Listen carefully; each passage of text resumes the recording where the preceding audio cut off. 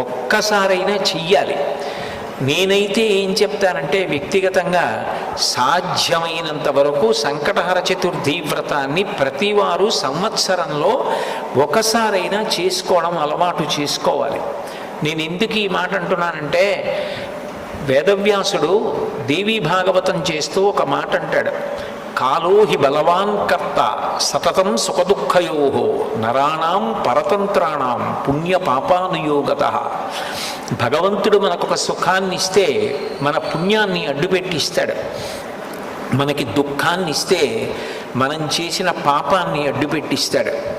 నేను చేసిన పుణ్యమేదో నాకేం తెలుసు, నేను చేసిన పాపమేదో నాకేం తెలుసు, అనుభవంలోకి వచ్చేశాక తెలుస్తుంది.